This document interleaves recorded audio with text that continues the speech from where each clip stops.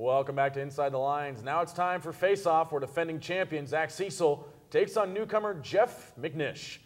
Now let's send it over to Nero Threet at the Face-Off desk. Nero. And someone trying to dethrone him, Jeff McNish. You guys ready? All right, let's get to it.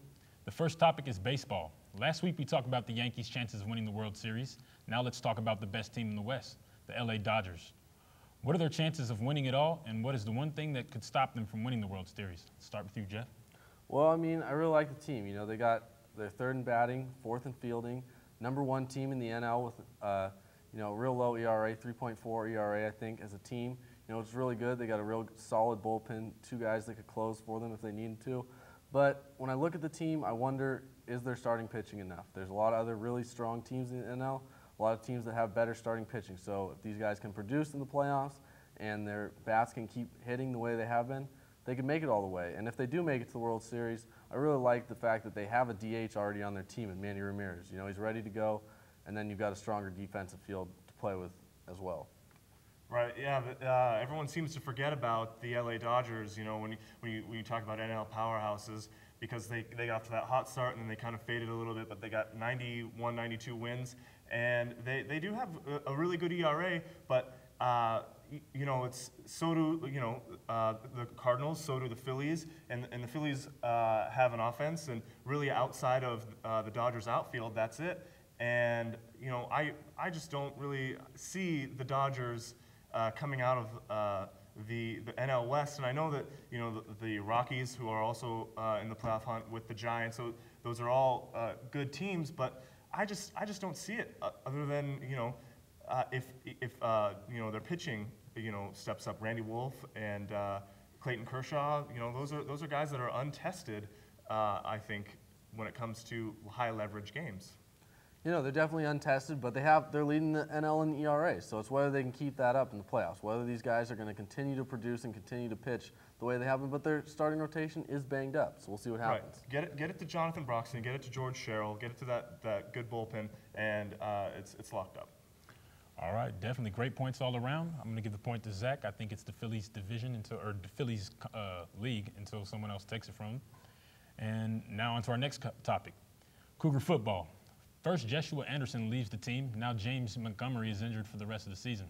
We will see a significant drop of where Dwight Tardy takes his reins as a starting running back.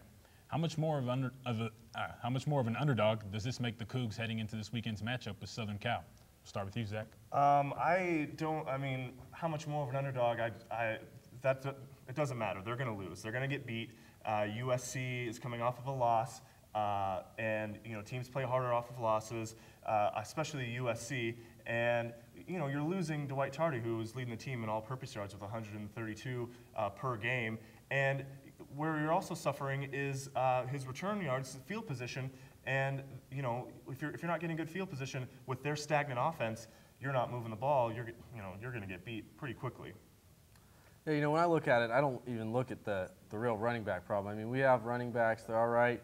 James Montgomery, he was the best player on the field. That was clear. He knew how to take the ball. He knew how to get it north and south. He was able to get it up the field. Dwight Tardy, you know, he's running east to west a lot.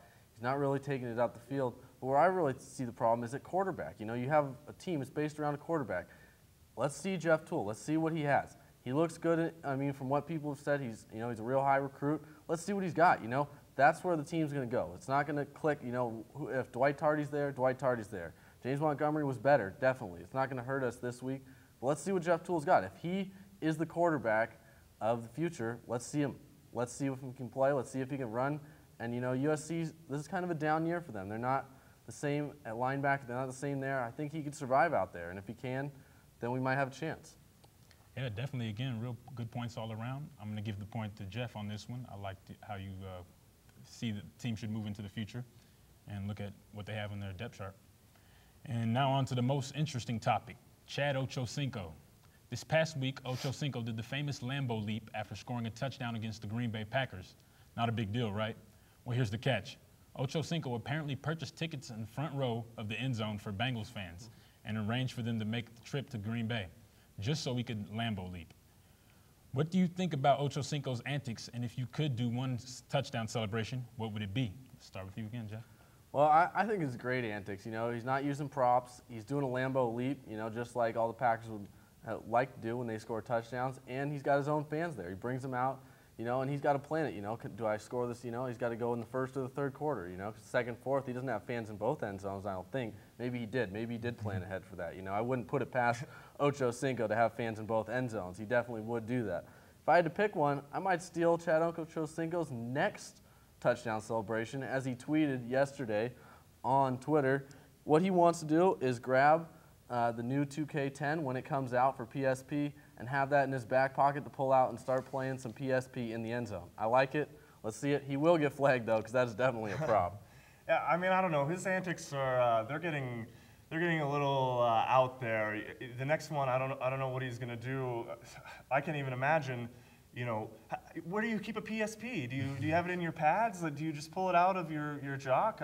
I don't know. He's getting ridiculous. And yeah, to know that you have to score a touchdown, not only score a touchdown in the right end zone, to Lambeau leap into two Bengals fans, one of them with the cheese head that had the Bengals stripes on it. I mean, genius. The guy's a genius. And he's really working the system, too. You know, he's not using props until the PSP comes out. But, you know, he understands the Lambeau leap, you know, is never going to be made illegal or... Oh. Thanks, Nero. That's about all we have for you in this edition of Inside the Lines. Thanks for tuning in. I'm Michael Preston. And I'm Tom Giulianella. Tune in next week for another episode.